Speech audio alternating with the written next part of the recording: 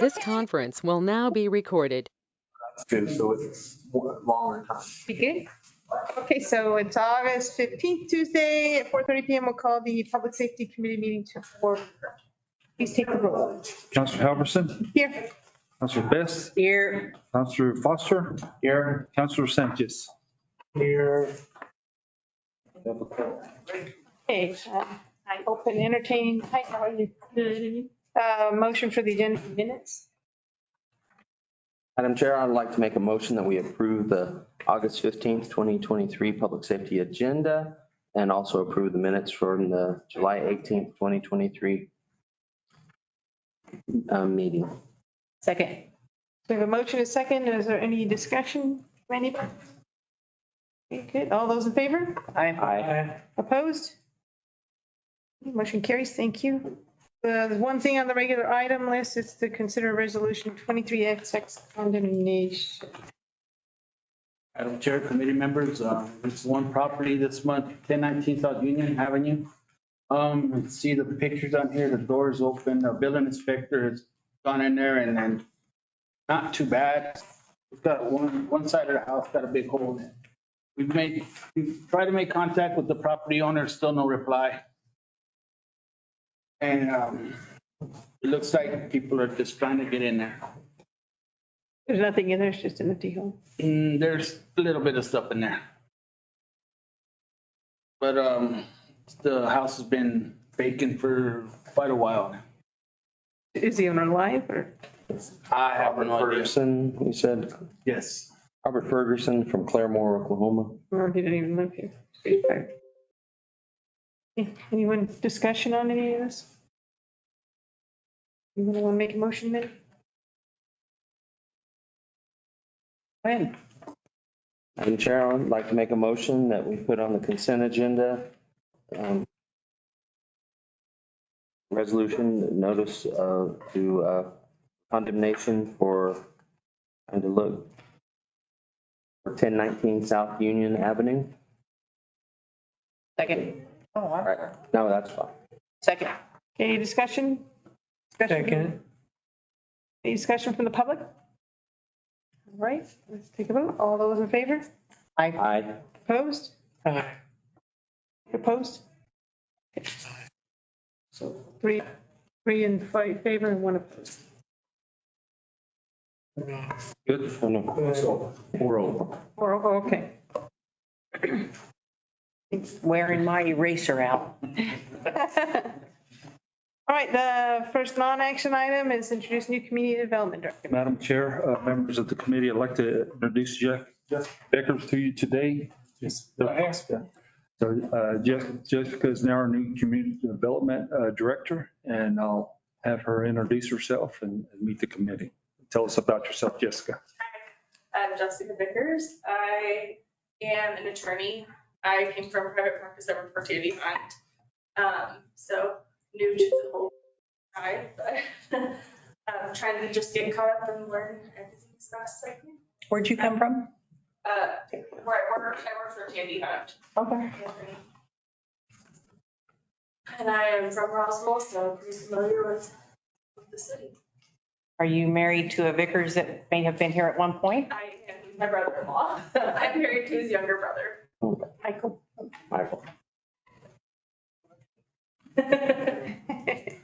What is- I'm sorry. What is your attorney profession? You know, all attorneys have a Specialties. specialty, excuse me. I practice civil litigation. Okay. Big change. Big change. We also did some land. Yes. Yes, I previously also worked as a landman, so. You came back to Roswell. Thank you. All right, next one, department updates. Bateman. Good afternoon. So far, we just started school last Wednesday. So we're making visits every day to the schools, gotten great feedback. Really, the only issues we're seeing are with traffic. Some school districts or school areas that have heavy traffic where the signage probably isn't that good. Monterey, Military Heights, to name two of them. I think back in the day when they designed those traffic plans for that, probably outdated. I don't know how they can fix some of those areas. I'll get with Louis, see about signage, but you know, we try to get officers in the area starting and at the ending of school. It's just hard when there's that many schools and how many officers we have out to hit every school. But my command staff and myself have been visiting schools every day. So we'll try to keep an eye on it. Hopefully we can get some signage up, but I don't think that'll solve the problem. Councilman Foster has been in Monterey and they actually seem like they do a good job for what they have. But it's just the design is really rough. How they get it, like I said, they do a good job with what they have. Military Heights was more of a mess. So we'll try to watch those areas closer. This week, we're doing an operation, a warrant operation. So we'll run through Friday night. Optimistically, we're hoping for from 75 to 100 arrests by the end of the week. See how that goes. Hopefully quiet it down for a while. This year for schools, we did add an SRO. So we have 3 in the school district now. Our plan was to add a 4th, but kind of lost contact with the schools on that. Try to maybe pick it up next year and see if they can help fund some of a 4th officer. Where are they assigned to school? They're assigned to schools. We got 1 Roswell High, 1 Goddard, and the one we just assigned, he'll go to Nazaro School next week. He's on school at state, get certified, and he will handle all the middle schools and elementary schools. So if we can get a 4th next year, we'll have that same thing, but he'll handle south. And then if we add a 4th one, they'll handle elementary and middle schools north. We're also helping the sheriff's department. They're shorthanded. So our SROs are helping out in the county schools also, EGP, Sunset, Mountain View, Brendo Mid. So we'll continue helping them out. Any calls for service until they can get staffing back up. Are there any questions? Well, I noticed the traffic, you're saying Military Heights, Military Heights is backed up past the 4-way stop all the way down. It is, and I talked to the principal this morning. They are having irate parents, so they changed the way they're doing stuff this year, releasing kids. In the past, they would just, hey, my parents are down there, and they let them go. Well, they want to have eyes on to make sure they're going with the right person. So they've changed their policy on how they release kids, and that's caused an uproar with parents. Some parents have become calling out vulgar names and stuff, and been pretty irate about it. So we'll keep a close eye. We're going to send an officer over there this afternoon at the end of school, and I'll be visiting there a lot more. But other than that, I don't know the solution to their problem. Because you go in the parking lot as parents are dropping off, it's like a horseshoe, and then you get stacked up back onto the road. I don't know that there's any solution to it right now. Okay. Any questions? All right, next is Chief Madam Miller. Chair, and Yes. maybe if we could, I know the chief has another appointment he has to leave to, and I think we have a citizen here that was wanting to talk about traffic in school, so maybe we could, Yeah. if you don't mind, jump in on that. The chief's here to have some discussion on that. I invited Stephanie Shipman to come talk about Monterey Elementary. She's the one that I think several of you saw her email, or it was a Facebook post, right? She's having trouble with the traffic at Monterey. So, like, he's saying, unfortunately, the pattern of how the students or the parents are supposed to pick up our kids, I don't go through the pickup lanes, only because there's been a couple of people who have accidents in the pickup lane. So, but if someone might do what he can, I don't know, Mr. Foster, if you. I did them in, let me get this one in the order. So that's the order there. Okay, so these pictures are actually the ones that I've taken where I park. It's catty corner to the school. It's a big, huge dirt, kind of like a parking lot kind of thing. A lot of us parents park over there. And it's easier because we have kids that walk, and they'll walk the crosswalks and they'll walk over to our vehicles. We're actually pretty careful over there with some of our kids, well, most of our kids, sorry. We watch out for the kids and stuff. I mean, we're pretty cautious parents. Everybody else, I cannot really say the same for, unfortunately. My kid has only been in school like a week and a half now, and he's almost gotten hit. I've seen a couple times where Mr. Foster's almost gotten sideswiped.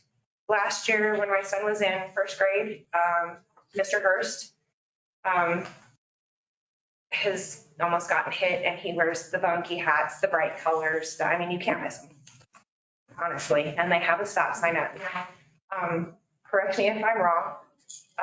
When they're holding up the stop sign, does that mean all fours stop or just the way that the sign is pointing? You know, Anybody? I mean, They're holding up the stop sign. It's the way they see it. They can't see it's not a four-way stop sign. okay, so it's not a four-way stop then. Okay. So I was hoping that we could put a four-way stop up only because the dip that's in the road, I have actually seen people lose control. And I mean, your shocks don't work for everything, right? So I've actually seen people go about 40, 50 miles over that thing and lose control and almost run into the grass on the other side or into the school parking lot because they're not paying attention. And we've had one during the school pickup or drop off, lose control right there and end up in Yeah. Ortega's go yard. too fast on the dip, so. Yeah. And I mean, and they shouldn't have been because it was during drop off, the lights were flashing and they hit and they ended up in the yard. It was a couple of years ago. Maybe we could probably do it, eliminate our do a traffic study. Well, I asked him to do a traffic study, but he never responded to me, so He maybe. said he has done one. I talked to him Thursday night at council and he said they've done one. My problem is the traffic study, I think they have to have 2,000 cars through. It's so many, yeah. In an hour time or so many in a 24-hour time. Well, the problem is that drop off and pickup is pretty much the, Well, not only that, dip alone should just take into account that Yeah. it's dangerous. 'cause- it is. Yeah. Like you said, if they, People don't see it, and if they're going even 30 miles an hour, they don't see it. It's Yeah. pretty hard. and so with that, and I don't know how many accidents because of that, but I do know the one, because it went into the stop sign, went into their yard, and they had a tree there and it knocked the tree down. Yeah. I've seen other parts of town with four-way stops that probably don't have 2,000 cars an hour, whatever you said, so I don't know why. I'll go with Louis this week and see what we can do about.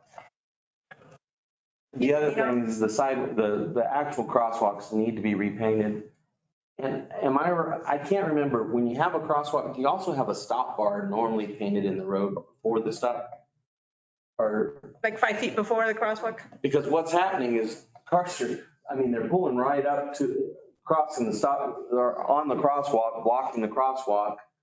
Then of course, if I run that intersection this year, I volunteered to be the suicide person. And trying to, they pull up and they stop and they block and I had a little girl the other day standing behind the car. I could not even see that she was waiting until the car finally pulled off.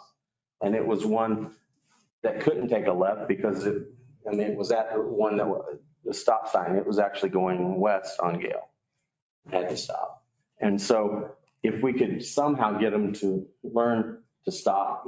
And then it was yesterday morning that I had to back a truck up. Yesterday afternoon, actually. Yeah, it was yesterday afternoon. Yes. It stopped and was blocking the sidewalk or the crosswalk.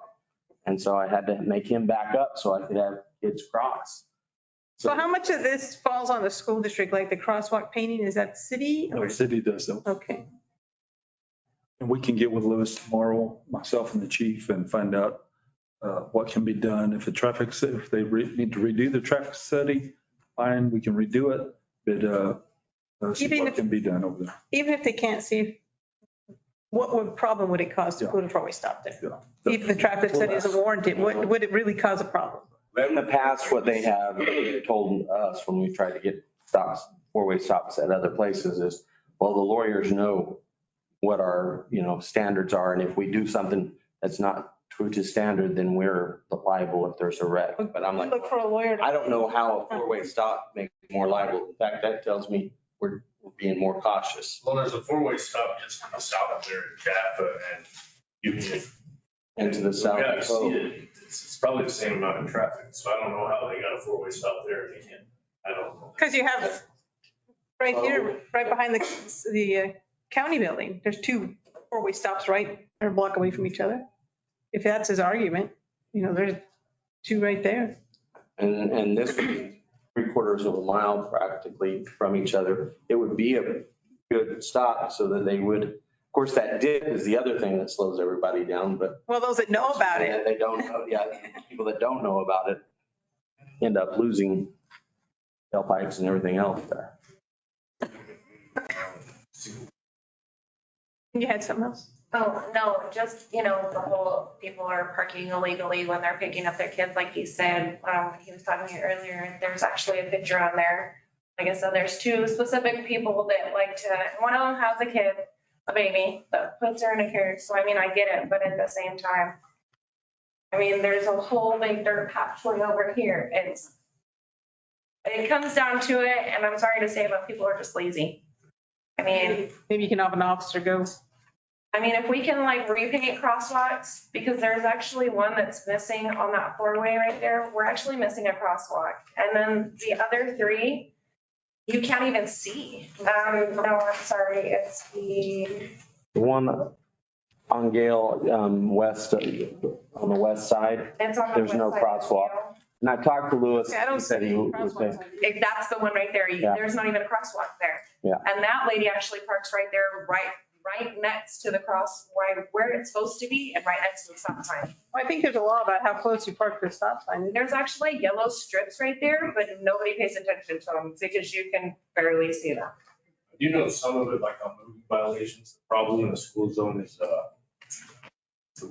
sometimes the juice isn't worth the squeeze kind of a thing. If we got an officer turning around in traffic with that many people in that close proximity, it almost becomes more dangerous for us to conduct the traffic stop right there, if that makes any sense. Because then you're cutting cars off, you're maybe turning around, you may stop them and they may stop in the road and you're congested. So, hopefully the visibility and figuring out these signs will hopefully do it right now. Because that's a pretty tight space right there for us to conduct a traffic stop with that many cars. I'm afraid it would cause more of a mess than perfect. Well, I'm saying even if he doesn't do a traffic stop now, but just knock on the window and say, hey, next time stop behind the crosswalk, or, just a warning kind of. They're even blocking people's mailbox, like the guy that lives there on the corner that has the horseshoe parking lot. He's even asked those two women to stop parking there. But speaking of congestion, on the first picture, is there a way we can stop them from going that way, like parking that way to go in? And the only reason why I say that is when you go in to pull in to pick up your kids, this right here, oh, sorry. So this right here, all these cars over here are coming in to pull in to pick up their kids. Today, we had a line all the way back to almost the stop sign, or to the intersection. Is there a way that we can, and I don't know if it's the school that has to do it or what, where we can designate them to all go back here? I understand it's a long line and it's irritating, but this car right here almost hits this car. Oh, is that car trying to turn left to go in? Yes, ma'am. That's a school thing. The school needs to tell them there is only one way in. Yeah. That's a school thing. Okay. Well, it's on the road. Not sure how we. Well, they do it at Washington Avenue. There's only one way you pick up your kid. Well, they're in a line, so I think they're saying the second car's coming to the left of them. And they Trying to turn in the Yeah. line. So like they're in the line and this guy's coming in trying to turn in. So he's blocking all this traffic. Unless they stripe it, The double yellow. and designate solid yellow going straight, the left lane has to go straight. But I don't know that it's wide enough for them to actually put a metal stripe in. It's really not. But I know Washington Avenue, they only go in one way. See, and there's two lanes and that's the thing. They back up all the way to They Union. have the one turning right and the one going left is supposed to go in the left lane. Well, one of the police officers was there the other day and he said people from turning right were cutting across into the wrong lane. And he was going to start ticketing them. There's another lane here There's two lanes that's for these pulling in. people. Yeah. Oh, but these people are taking both lanes. And a lot of those turning right are cutting across and Yeah, I don't know if that's a school thing or a city. I don't know. That would probably be a street thing, but they'd have to probably stripe it, because I think what they're doing, if there's 2 lanes once you get into the parking lot, I don't think they're necessarily doing anything illegal, because these cars on the right, you'll see along the curb, they're at a standstill. They're waiting to pull in, and a car cutting them through. There's a method of turning state statute. Which basically you go to your closest lane, but if there's 2 lanes entering the parking lot, I don't know that per se, that white car right there is illegal. No, not the white car. I'm sorry, I didn't specify. It's the green car that's sitting in the middle of the road. This one, he's trying to make a left turn into this lane. Yeah, so that's where I was stuck today. Yeah. Yeah, and the white car is leaving. And there's standing and sitting in traffic statute, but they're waiting for traffic to come, so they're kind of stuck there. I don't know what kind of statute we can enforce. Can you? Well, yes, that's still gonna be that. The problem is, then we get them walking the other way and we have a crosswalk that gets blocked. But the thing about it, the road's wide enough, if the people will stay in the center, that people can pass on the right. Well, that's illegal though. I found that out because I got pulled over at Goddard once. Turning. Yeah, not if someone's turning. Somebody was turning and Helen Jeremiah pulled me over because I passed them on the right. If you go outside the lane. Well, it's at the Goddard. There's really only one. Well, I mean, but so you got usually an outside lane right here, nothing's marked. Yeah. So technically. Well, that's how it was at Goddard. It almost Center looks like line. a 2-lane going south. It's almost wide enough where you can start it in the middle. Like, that's how I was gonna go through and park and walk out there with you. And finally, after 10 minutes, it was like nothing's moving. So me and a FedEx truck went straight down the street. So they were enough in the middle for us to pass today, but I could see where some. Well, and there's some bigger, I mean, we've had some dualies come through there that I was like, there's no way he's gonna get around. He's having to wait. You have something? I just want to say, Sabina wanted me to let y'all know that we can attest to all this. Yes. We live right on the corner of Princeton and Union, and we see all this, and we've seen kids just barely get missed many times right there on Princeton, on the edge of Princeton they're going into. Yeah. And what I specifically wanted me to let you know, which is some of the things that you've already talked about, is that on our way home the other day, and it was maybe a couple minutes after 3 already. And both ends, both going south and going north, there were vehicles parked there waiting to go in to pick up the children and pretty much blocking the street to where we had to get way over on the edge of the street. They were parking along here? Yes, Yeah. both ways, going north and going south. Yeah. You see We what? had a mom that lived on Princeton that used to, she had 4 kids coming to her school. Now she only has 1. But in the morning, because that's one of the things that crosswalk, we don't put anyone at in the morning because it's light. But I do the suicide crosswalk every morning. And that crosswalk, people, it should be 20 miles an hour, but they're still going fast by their house. Well, I would recommend maybe give Lewis, take him down there and have him actually watch either in the maybe both afternoon and morning, see what kind It's of, actually worse in the afternoon. yeah, have him go both times, see what kind of nightmare it is to see what we can do. It's ridiculous. But definitely the crosswalk's definitely gonna be painted. And if there's yellow curbs, they need to be repainted.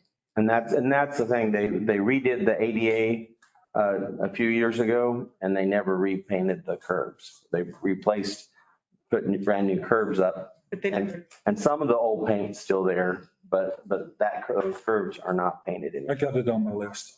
when you go, let me know, I might join you. Yeah, probably. I'll do my skater game. And anytime you go, you'll see me there.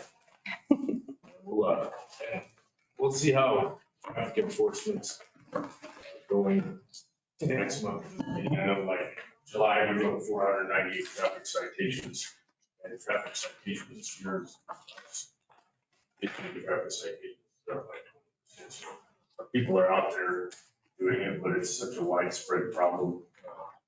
But we'll see how we handle the school starting and handle the school closed. But I'll get a hold of you sometime this week. And I'll talk to the principal and we can send an all-call too. And now what I try to do is I just tell them, look, we're going to start ticketing. If you keep blocking and stuff, the police will be coming here because it's a violation. And first of all, it's a safety Huge safety issue. for our kids. Well, the ones that, like those two ladies, they just need to realize it's not just about them. Our kids, but our teachers as well. Yeah. Okay, any more discussion? Thank you, Stephanie. I appreciate you Thank you. coming. Yeah. I had to laugh because she didn't know. She said, I'm going to go to the state public safety meeting. And I said, I'll see you there. Well, I saw a thing, I invited her to come. I said, you're welcome to come. And I know Juliana. And I said, great. So I had to laugh. Such a loud person, I'm over here going, okay, I gotta tone it down, like, what? thank you, sir. Chief. Okay, You're okay. You're good. now Chief Miller, it's your turn. My turn. All right, thanks, Dick. So the good news is Raccoon County started Friday. Ended up with 14 in the class that Of ours? started. Yes. All ours. All ours. You know, you told us last time we have 19, of course, 12 of them. Our teachers. Yeah, 5 of them are teachers. Oh, well, No, these are all ours. We've got another couple that might be eligible to look at lateral or coming over laterally because they're already certified, but we'll worry about those when we get here. The other good news is we've got both of the admin assistant positions filled. The one for fire prevention is going to work over here full time in the code enforcement office. That way we'll always have somebody that eventually, once she gets everything lined up and learns some of it, somebody that'll know the fire code stuff that can actually answer questions there when they come in to get their permits, stuff like that. So that should help streamline that a whole lot. She seems really good. And then the other one we got was for our other admin assistant, senior position at Station 1. And we're really excited about her. This one's supposed to start, I think, the 18th. And then the one for Station 1 is scheduled to start the 28th so that she can leave her previous job. And that's about all I can think of. Yeah, we had a meeting about the baby box. So we found a location for it at Mhm. Central Fire Station. Wade Construction, I think they're going to donate the installation. So we're just on their timeline because they're busy, but if they're When we had donating, our meeting, he said it would be at least a couple months. yeah. But thank goodness too, that's okay with us. He said he wants to get a crew put together so that when they start on it, they can stay there and finish it. So they don't have to worry about boarding it up at night, and doing all that stuff. So they're gonna try and get it knocked out all at one time. So that's good news. Like, any other questions? Hi, Ms. Sanders, Emergency Management. Hello, everybody. I also filled my part-time position. So this is Haley McFadden. She's going to be part-time emergency management and she works part-time in safety right now. So she'll do 20 and 20 of each. So I'm super excited. She'll start Friday. And so she's coming to everything and learning all the stuff. Welcome, Haley. Thank you. That's it for me, unless you guys have any questions. Okay, dispatch. Staffing is always our number one. We're still at 6. We had 9 applications last week. Out of that 9, 6 took the test. One of them had a warrant, 1 passed. So, but we're going to pull applications every week. And how many looking? As I said, the process is working because the candidates we're getting are amazing. Once that we do get through the process, so they're training much faster. How many positions try to fill? I'm sorry. How many positions? 6, but only 4 of them are dispatch positions. 2 of them are admin positions, and I'm just kind of holding down the fort until, because I'm not going to hire those until the floor is full. Okay. So we're just kind of holding off on that. The UPS project that I talked about towards the beginning of the year, the UPS backup is here, and we're working on logistics to get that installed, so that will be coming. On the staffing, one of my supervisors is kind of taking the reins, and she's going to help me start doing some community public relations. We've talked to Anita Jennings and introduce the public to who we are, because we're kind of behind closed doors, and drum up some interest, hopefully, and support the community at the same time. So that's all we've got going on for the fall. Hopefully fall's coming soon, I hope. Madam Chair, I'll chime in right here. The UPS, that's what we're going to meet on tomorrow. So once that unit we take the system down, we're going to have 2 to 3 days. We're going to have a meeting tomorrow with the the fire chief, police chief, the sheriff, as many emergency responders as we can, because they'll be operating on portables. They won't be able to do NCIC, a lot of stuff. So Computers will be gone. 911 will be up, Be back to the dark ages for a little bit. back to paper and pen for 2.5, 3 days there. That it's a necessary thing to do, but we just want to make sure everybody's on board. All the responders should not affect any of the citizens. 911 still going to be up. Call 911, we're going to answer the phone. Right. The effect will be on the emergency responders and getting information on background checks and things like that for them. It won't affect our phones at all. We won't have the fancy computer to help us. Will we go not do the modified? The new system was on. Oh, that, we have an analog version of that. So You yeah, have we an will analog? still be able to do all of that, all of the pre-arrival instructions. Oh, yeah. Right, well, All of the service to the community will remain the same. and what does UPS stand? Uninterruptible power. United Partial Service, is all I can think. It's Battery backup that uninterruptible runs the power. center of everything versus power. So you have to, I guess I'm confused because I have one at home. I just unplugged my computer. This one's as big as a refrigerator. Take long to turn on or? The thing is that it's in the server room, and if you've seen our server room, it's very small. And it's, of course, the one in the back. So all of the racks have to come out to get it in. So I feel bad for IT, but. Can we cut the wall, cut a hole in the wall, put it in and? You can talk to the county. I would I don't think so. shut down everything. The good news is that they didn't even have these systems when I started, so I know how to do it. We'll be all right. It'll be an inconvenience. It will. How long will it run your system if the power goes out? The UPS, it should, I'm not going to speak on that because I'm not sure, but it should run it long enough to get somebody on site to fix everything. So it's in the hours. It's not days, but it's more like, I'm just going to throw out, it should be 6 to 8 hours. Right. Thank you. Does the county building have a backup? They have a generator, yes. This is to take us between that switch, yes, so that nothing goes off. Power goes down, everything still stays. Yeah. You don't have that moment where, oh no, power everything back on. Yeah. Well, that's the Generacs that I love. The house generators that they sell is the really cool thing because power goes off, those things turn on and there's no interruption. Yeah. But with a big building, it's kind of hard to have it. And we've got stages, so each position has a battery backup. And then we have the large one for all of the systems. So this is the one we're replacing. Okay, thank you. Okay, code enforcement, Toby. Just got the officers running routines, taking care of calls. We got business licenses coming in. As soon as they come in, the clerk's getting them out. So there won't be a bunch of them. They almost got everything. They're in the conference room. The IT started wiring everything, so hopefully it should be done here, hopefully by next month. And we could start having meetings and. Oh, in the big one? Yes, in the big one. So we can start having meetings and stuff over there too. If you haven't had a chance to go over and see their new building, please do so. It's compared to what they were in. 2, 3 people in office, so. Right. That's right. Any questions for Mr. Franco? And then animal control, Chantel, are you doing it?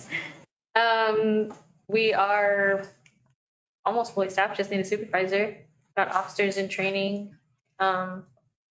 We just had that call, our Colorado Animal Welfare League. They spayed and neutered about 30 cats it was and 3 dogs. That went good. They all got released. Has the county stopped bringing cats in?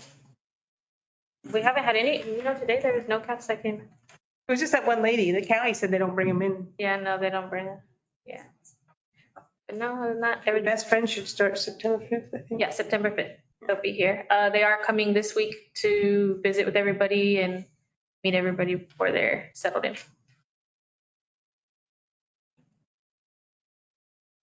Yeah, I saw your reports. Jim sent this. I did a post on Facebook just chastising people. Everyone gets mad at you guys when you bring in their dogs and you don't have skins. Okay, any questions for anybody? We did the public participation. Is there anyone else like public participation? Rita, do you have any public participation? Thank you, Madam Chairperson. Anybody online have any public participation? Yes. All right, then, meeting adjourned. Thank you, everyone. Take care of your work.